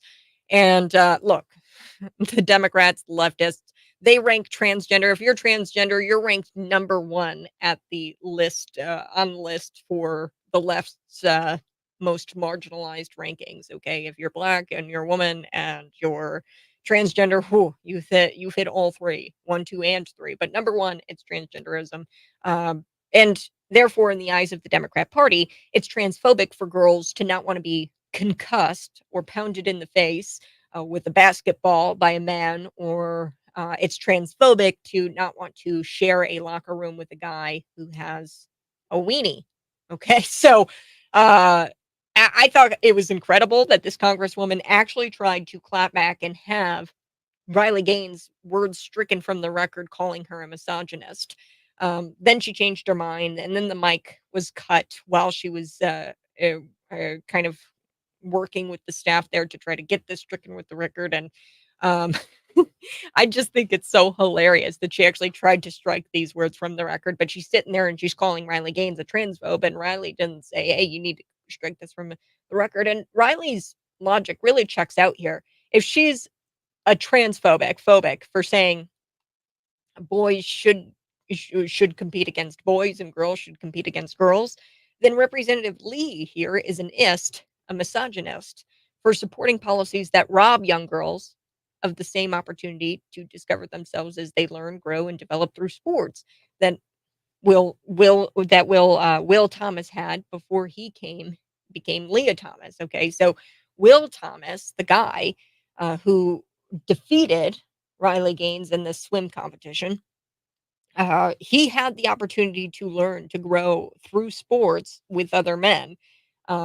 Women shouldn't be robbed. Young girls shouldn't be robbed of that same opportunity. He had that opportunity before he became Leah, the woman. So she's just a misogynist for robbing young girls of this opportunity to do what Will Thomas got to do as a boy, growing up and learning and developing through boys' sports. Okay, I will be back here on the other side. This is the Morning Buzz. Find me on YouTube, Facebook, Twitter, and Rumble.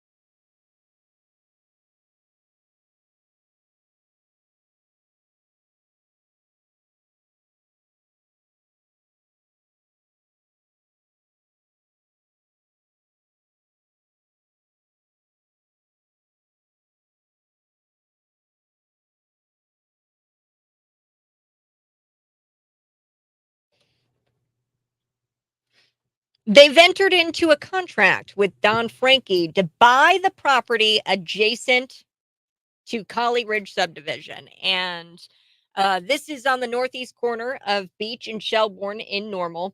And this land is currently zoned as single family residential, and they're attempting to rezone it into multifamily. So this is a tale as old as time. This has happened before. You guys remember Winter Green.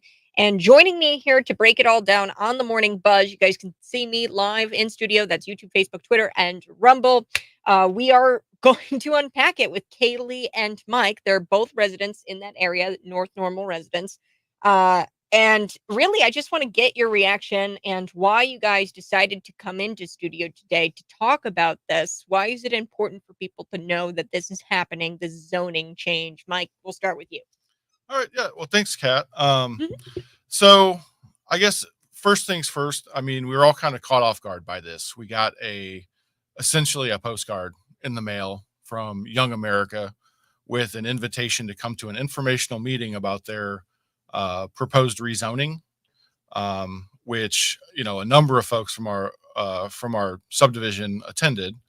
It was at the basement of the Normal Public Library, and they had some representatives there from, some from Young America, some like legal representation, as well as the engineers involved to answer some questions and concerns. I guess the thing that kind of rubs everybody the wrong way, I think, is that this seems like, it's not even really a proposal. It kind of gives the feel that it's been a done deal since day one, and them kind of being the bigger entity, typically or historically, I guess, have always seemed to get what they want. You mentioned the Wintergreen subdivision, great example. Hundreds of people were opposed to it, but somehow got pushed right through both the planning commission as well as the city council. So kind of that's where we stand. There's a lot of things, that kind of sit wrong, I guess. So I want to ask, as with the Wintergreen project, the big thing was residents there. They were like, "Wait a second, we have this. We have it in writing that this is supposed to be zoned single family, and now you're coming in and you're changing that." So, kind of lay out that explanation for our listeners. Is this a violation of property rights? What were you promised when you bought your home, and what do you fear is going to happen to your property value if this is rezoned multifamily? So this was in our covenant that the land next to Collie Ridge that is undeveloped, it's planned for residential single family homes. And that is how it was sold to us.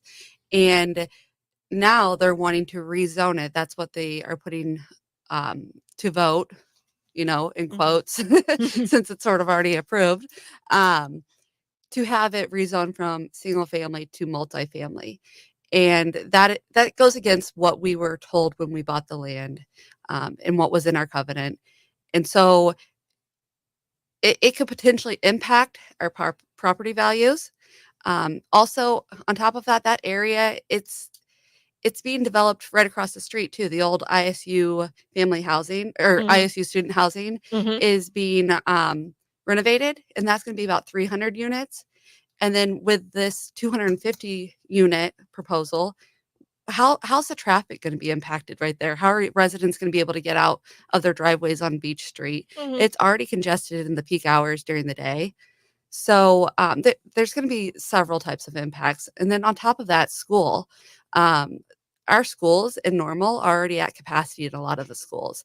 The teacher to student ratio is there. It's spreading more and more every year. And so how many students is this, young students that are going to be coming into the school age K through 12, and how is that going to impact and increase that gap even more? Yeah, well, and one thing that I want to kind of talk about, you said that there's a lot of other developments. So you're right that one building, I think they're renovating it. It's been shut down and now they're going to renovate it. And there's going to be about 300 units there, like you said. But then there's also this project north of Wintergreen subdivision. The taxpayers were not in favor of this, and the voters were not in favor of this, really. When I spoke to residents there out of Wintergreen at the time, they were not in favor of it, and then it got passed anyway. And now there's going to be this this project north of the Wintergreen subdivision, and that's Jason Barrickman's project. Then you've also got and this was kind of, well, I was staying really in touch with this because I used to live out that way. I recently moved. I got out of it. Congratulations. Yeah, well, and here's the reason why. It doesn't, you're always pitched that Bloomington Normal has this small town feel. Mm-hmm. And it just doesn't feel that way anymore, especially with all of the passage of these new projects. So if you want that small town feel, get the hell out. Yeah. Because that's not what it's going to be anymore. So I moved. I said enough's enough. I'm done, and got out of here. And it's this newly rezoned land. So this is where I used to live. Kind of, it was at the northeast corner of Linden and Rab. So this is where I kind of lived, right there in Ironwood. And they have this multifamily housing unit going up. And, we've spoke to big private developers who said that there isn't this housing crisis that people are screaming about. He's one of the top developers here in Bloomington Normal, has multiple units, multifamily units even. And he says there's not as big as a demand as people are pitching out there. And he said, I'm at like 90% capacity and we shoot for like 98 or something like that. Or vacancies. He says there's vacancies in his units, with his units. And if there's already vacancies in the multifamily housing units that he's got, this major developer here in Bloomington Normal, then what is the purpose of all of these I think we need to step back a bit and relax with the multifamily housing units. But then there's one next to this fire station, right next to the Blackstone subdivision. So if they're building up, not out. And Mike, we were talking a little bit on the telephone about that. You were telling me, there's just no small town feel. Do you think there's a demand for this multifamily housing? Your thoughts there? Yeah, I mean, it's hard to say, I guess. I feel like the approach that's being taken right now is kind of like the ready, fire, aim approach, right? They're going to build all this stuff, and if we build it, they will come. The way I've understood that, the way they find out the numbers behind, housing shortages is to talk to big local employers and say, hey, how much anticipated growth do you have? And that's the numbers that they use, like a 1-to-1, to determine, oh, well, we have this many, we have this many employees that we think we might have in the next 5 to 10 years.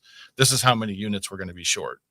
Well, let's be honest. I mean, who's to say all those folks really want to live in Bloomington Normal? They like you, Kat, maybe they'd rather live in a surrounding small town feel community. That's why your Downses and your Hudsons and your Hayworths and your El Pasos are kind of thriving right now. Because people who have the means to do it prefer to live there. Yeah. Well, and I like what you said here. You said, I'm all for the addition of affordable housing, which they're claiming, to be this building that's going up here. And we're talking with Mike and Kaylee. They're Normal residents, and there's this rezoning that's going to be happening before the planning commission. They have to decide on this. They've already decided on it, according to Mercy Davidson. She apparently informed neighbors that the commission intends to support this request. And she also stated that the development is going to be approved. And the reason why is because it aligns with Normal's comprehensive plan. So I want to get back to this affordable housing. You said you're all for affordable housing. Is that what this is? No. Go ahead. So, I mean, affordable housing, so many people could give you so many different definitions on it, but they're saying there's a shortage of 8,000 units of affordable housing for people within the Normal Bloomington area. Okay, one, where is that data coming from? And two, okay, affordable housing, we are having 3 to 4 new multifamily developments going on, how are we addressing the single family housing shortage? Mhm. So we're not saying we're against development. We need that in normal, but we need a mixture between multifamily and single family residents. Mhm. So I recently just did a search on one of the home apps. I think it was either Zillow or Realtor, and I searched to see how many single family houses are available under $250,000 right now. There's one. Oh, wow, one. 239.9. Okay. How many's under 200? Zero. So if we're going to continue building these multifamily units, we're only going to make that gap with our single family unit housing crisis even larger. Yeah. Well, and that's why El Paso, your surrounding communities, Hayward, Lincoln, where I moved out to, $100,000 house. You know what I mean? Like, come on, folks. This is a single starter or a single family home. It's a starter home, and there's a demand, I think, for single family homes. And at least there should be. Do we really want Bloomington Normal to become city apartment living style? And if that is, and I'd have to question Mercy Davids. And what do you guys think the comprehensive plan is? What does that mean? Well, I actually talked to the council the other night. This particular item wasn't on the agenda, but I saw they were having their typical first Monday meeting. So I signed up for public comment, and I made a comment that, just kind of informing them that, there are people opposed to this, and, I'd hope that they'd maybe educate themselves, proactively about people's feelings about this proposal. Mm-hmm. And one council member stood out to me who actually commented about my comment at the end of the council meeting and said, you're right. We're not really addressing the affordable housing crisis. You're providing housing, but I mean, you're talking upward close to $2,000 a month for rent. Mm-hmm. I mean, in what universe is that affordable housing? It's more than my mortgage. Yeah. I mean, Yeah. Yeah. I mean, well, I get it. There's incentive, I think, that they're building this unauthentic incentive to not own. I don't think that they really want people to own their own homes in Normal. And I think people that's want part to. of the. I think if people actually want to, They like, want who to. doesn't want to own their own house? Isn't that the dream? I mean, that was my dream. That's why I left Bloomington Normal, because that wasn't going to be possible for me here. And that's kind of sad. I mean, don't these people want my tax money? I mean, my property tax money? I don't know. I don't know what the goal is here. It also just makes good financial sense. If you can afford to purchase your home, you're putting it towards an asset as opposed to, renting, where you're helping pay for someone else's asset. And you're investing in our community.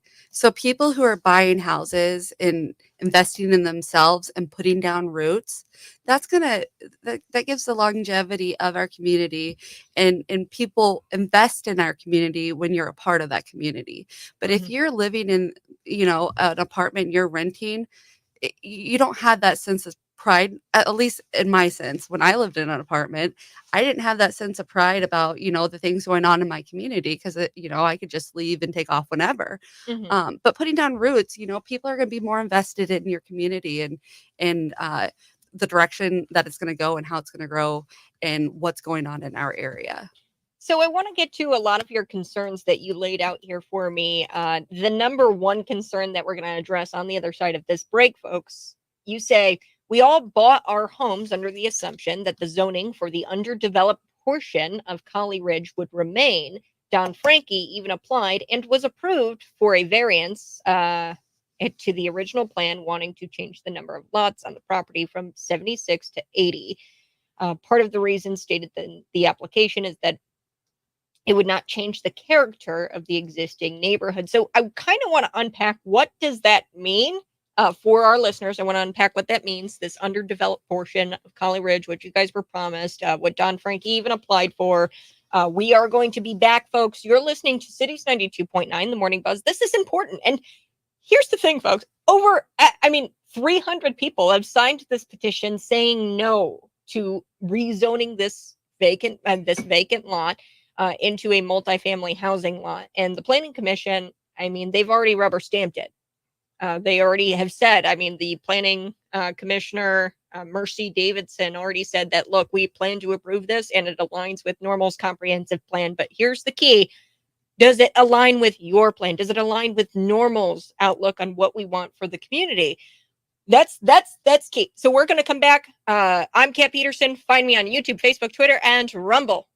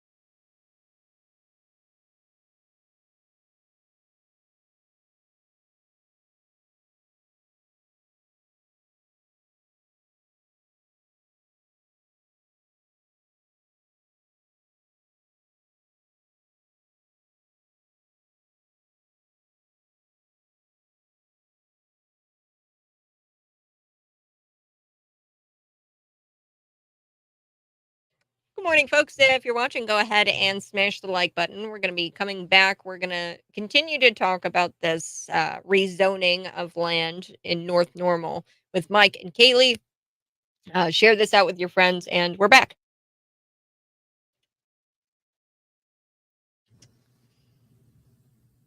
Good morning. Hey, this is the Morning Buzz. Thanks so much for tuning in. We are talking about super important things for your community, and this is a rubber stamp by the Planning Commission. She said it herself, folks. She's saying the quiet part out loud.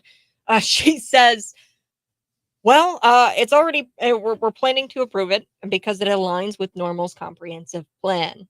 That's what Mercy Davidson informed neighbors of this community, Collie Ridge. It's a subdivision on the northeast corner of Beach and Shelbourne in Normal. Now, there's land there that's currently zoned single family, but they want to rezone it to allow a multifamily housing development there. Now, Young America has entered into a contract with Don Frankie, and they have bought. Did they buy officially, Mike? The property there adjacent to the Collie Ridge subdivision? I couldn't say for sure. The way I understood how that arrangement worked was there's a sale pending contingent upon the rezoning of that property. But these aren't documents I was probably be privileged enough to see. Well, that's kind of what we're talking about. So you actually took your concerns to the Normal Town Council during public comment, and one of your concerns deals with this. We all bought our homes under the assumption that the zoning was for this underdeveloped portion of Collie Ridge would remain single family. It would be zoned single family. Now, tell me what you were told. Tell me about John Frankie and his application that was actually approved, and it changes the number of lots from the property to 76, or from 76 to 80. Tell me what's going on there. So, I mean, this predates me being in the subdivision a little bit. So this was all happened in the same year. I moved in 2014, and that's when the document is. That's the date on these documents where the undeveloped portion used to be, I believe, it was 76 single family lots, so 76 parcels. Mm-hmm. And he put an application in to change that to 80 lots. And from what I understand, that was approved. And reason being is just to, I don't know, be able to put a little bit smaller homes because the lots would be a little bit smaller. Mm-hmm. I mean, but would still fall in line with that land use covenant that is attached to all these properties. So, I mean, to my understanding, that covenant is kind of a binding agreement, dictating how that land is to be used. And it does not follow the owner. It follows the actual land itself, the actual parcels. And it is currently designated for single family use. So this is the same issue that the Wintergreen residents actually came into a problem, or they had a problem with. And that was their whole thing was, hey, we were told this, and now they're pulling out the rug from underneath us, and now our property value. So what is that going to do to your property value? I mean, it's hard to say. I mean, the fact that in their proposal, in the application, they understood that the current residents probably weren't going to be in favor of this development. So they intentionally put in a second tract of land to essentially act as a buffer. Mm-hmm. So, well, if it's not going to have an impact on the current residents, then why did you need to put a buffer in? Is the way I read it. Yeah. And I mean, like you said, I mean, it's kind of a, the reason for those covenants is to maintain like a promise for what that land could be used for. I mean, you might as well throw all zoning out the window if anybody can come in and just decide to change it. Yeah. What's the point of even covenants in the first place, right? These agreements that you enter into when you buy your home. But you bring up a great point, the maintaining of that property. Now, Young America, they've got a 1.5 out of 5 rating. And I like how you phrase it in the email here. That kind of speaks for itself. how can they be trusted? I've never dealt with Young America, but I've heard the horror stories with Young America the properties, and I'm just, I'm just telling you what I hear and what the reviews say. Okay, 1.5 out of 5 rating. So, what do you think about Young America taking this over? Would it be better if somebody else were to take it over and do a multifamily housing situation? I mean, to be honest, once again, kind of hard to say. That I would guess that any type of property management company probably has a hard time maintaining, top tier reviews online. The fact that theirs are the lowest or seem to be the lowest, I would say is an indicator. But for all I know, maybe they plan to maintain this property to the utmost extent they can. Hmm. But the fact remains, should it be rezoned to begin with? Yeah. Um, Well, we have to take a quick break. I want to get to a couple of concerns of yours. And what is this multifamily housing rezoning? I mean, this is going to take place tomorrow. The Planning Commission is supposed to decide on this, and it was originally zoned single family. Does Normal's comprehensive plan, does it align with your plan for Normal, the community, of course? And is it something that the community wants?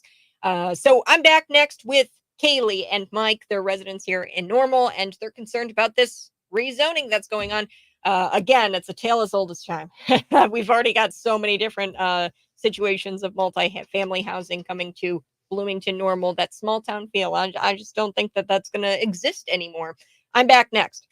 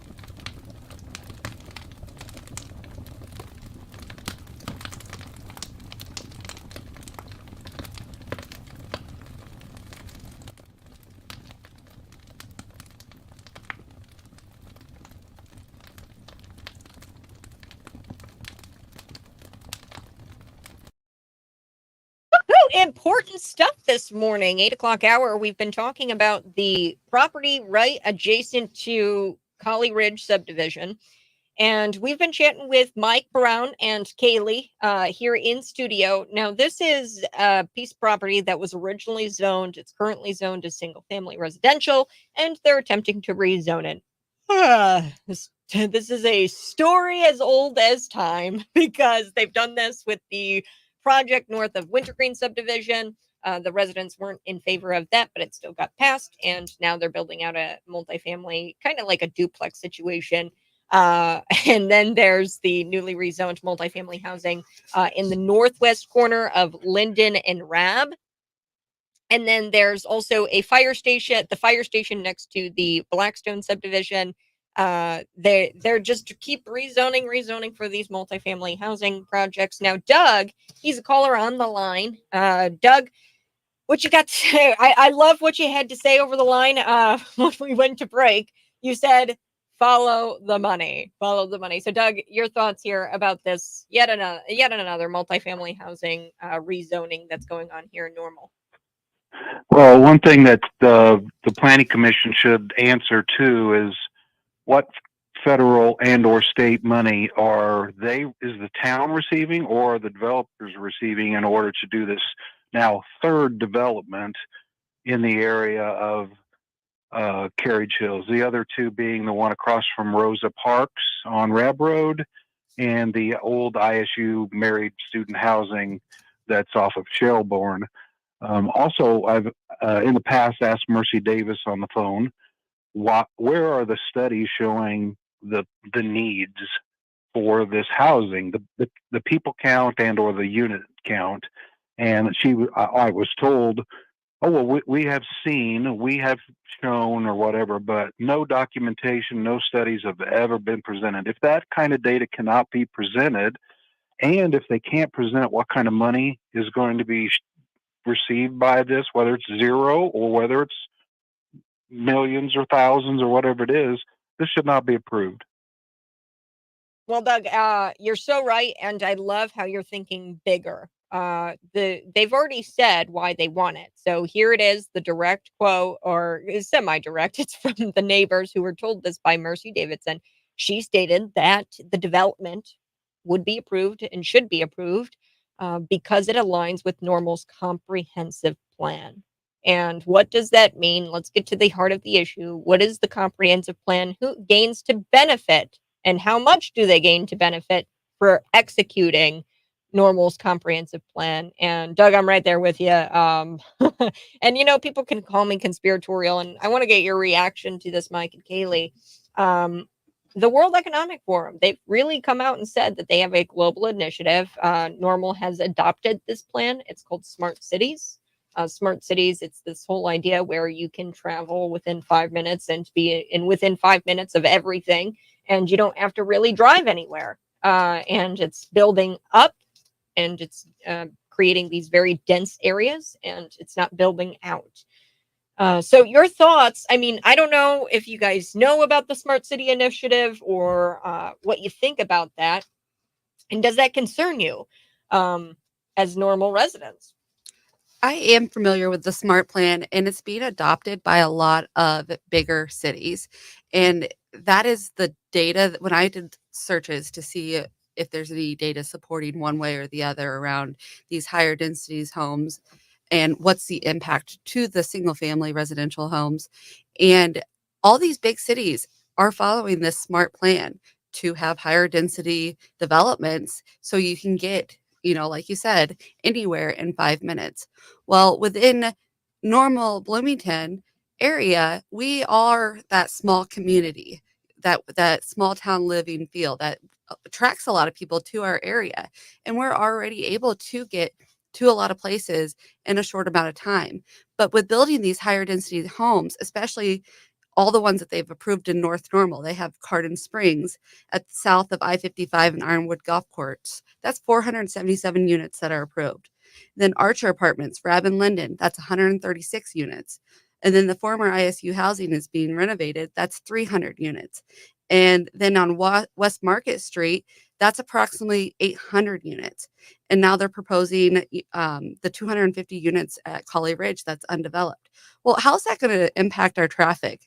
You know, the peak times when I come over off of Shelbourne onto Towanda, that is backed up almost over the hill, and it takes several light changes to even get through that. When I take my kids to school in the morning at Beach and Linden, um, or Beach and Shelbourne, I meant, or Linden and Shelbourne, that traffic is way backed up. Are they going to introduce stoplights there? So I don't see how that's going to support the 5 minutes to get anywhere concept with these smart plans. And it seems like they're trying to turn us more into like a metro area. Mhm. Mike, any thoughts? I mean, with the traffic. So in your email here, your original email, it's just so careful. I love it. In their plans, Young America stated that they are required to provide 2 parking spaces per unit. With 228 units, they're required to provide a minimum of 456 parking spots. Okay. Now they plan to provide 457, one extra parking space. What does that mean? Who gets that parking space? Do they really think that renters do not have friends, family that they might want to go visit or might visit? And there's no street parking on Beach and Shelbourne. So the concern is overflow parking would end up in the existing neighborhood. So where are they going to park their cars? I think you're that's exactly spot on. I mean, if you look at the proposal, I mean, it's almost laughable. Like, one of the most important things is, where people are going to park their cars. They said it's primarily 2 and 3 bedroom units. And from what I can see in there, that they're holding true to that. But to put 2 parking places per unit, some being 3-bedroom units, I mean, you're already at a deficit there. So there may not be enough parking for the people who actually live there, let alone, guests or residents that maybe have more than one vehicle. Yeah. That does happen. Yeah. So and and I can't park on Shelbourne, can't park on Beach. I feel like the people who threw this plan together are used to, well, let's be honest, they are used to campus living. Yeah. Where, okay, yeah, if you don't have a parking spot, so be it. There's all kinds of side streets and ways you can get around it, or people that come to school without a vehicle also. Mhm.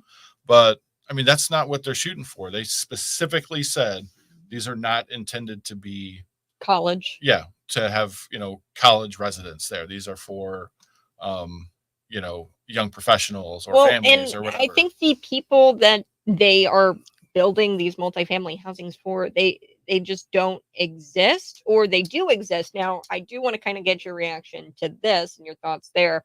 It's kind of controversial. It's hot, but it's a real issue. And it's happening everywhere. And we've already seen people out of Joliet. We've seen Naperville. We've seen a lot of people say no to housing migrants in hotels because they're having a huge issue with the illegal immigration in Chicago. Now they've tried to ship them to certain areas, like I think it is. They're more northern cities, or I think Danville was one of them. Danville. Yeah. Well, there's just like a lot of these communities who are saying they've even placed fees on, like, if you stay at a hotel for over 30 days, we're going to assume you are a migrant. And we're going to place a fee on you of $1,000 past your 30 days.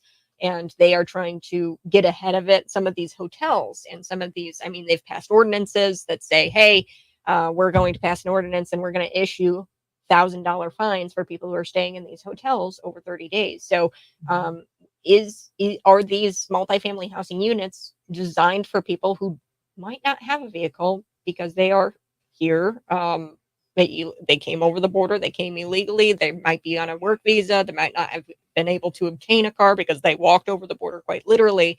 So I don't know. I want to get your reaction. We're gonna come back. We're gonna talk about that a little bit, and then we also want to talk about one more concern that you've got, connecting Vanderbilt Drive to the apartment property. I want to hit that concern here on the other side. This is the Morning Buzz.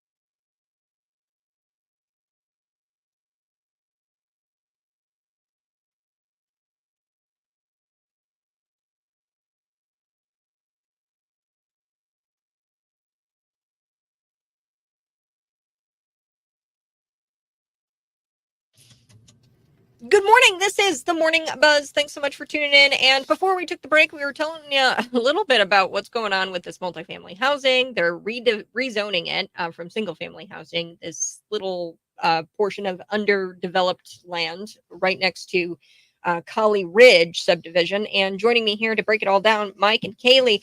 Now, before we end the show, I do want to, Kaylee, you were telling me it's not that you're against multifamily housing. It's not that you're against developing. It's really just having a variety, right? Exactly. And I know several people that want to buy houses in Normal and they just can't because they're not affordable. So yeah, the affordable housing need is real, but we need a mixture of the multifamily units and then also the single family residential. I told you earlier, I looked on Zillow earlier today, and I looked for single family houses that are available under 250,000, and there's only one currently listed in Normal, and a lot of people can't afford that. So what are we doing to help bridge that gap of shortage with single family housing? So let's make this diverse and have some multifamily, which we already have 4 going up right now, and let's do some single family development too in there. Mm-hmm.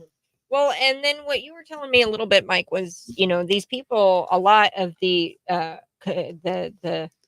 opposition will say, "Hey, if we saturate the market, the housing market with a bunch of apartments, then the rent prices will go down, and that's affordable." And you said something brilliant about Young America, right? Where they are behind this development. So, is that going to affect rent prices if we just saturate the market with a bunch of apartments, or is that you would think logically that would bring the apartment building Logically, yeah, I would agree with that. Logically speaking, it would be like, okay, if you're introducing more supply, then the demand will kind of go down, right? So then, aka the prices might drop a little bit. But I mean, it's kind of crazy to think that Young America would be building these large scale development projects with the hopes to lower the rent they're charging for the other properties they own. I mean, that just doesn't make any sense. These guys are in business. They're there to make money, and they're pretty good at it. Yeah. So, I mean, I really just don't see how that is ever going to pan out. Yeah. Well, we are getting close to the end of our time here. Now, there is going to be a public hearing December 7th. Now, there was a door flyer that was created about this public hearing. Now, was that door flyer given to you guys by the town of Normal, or?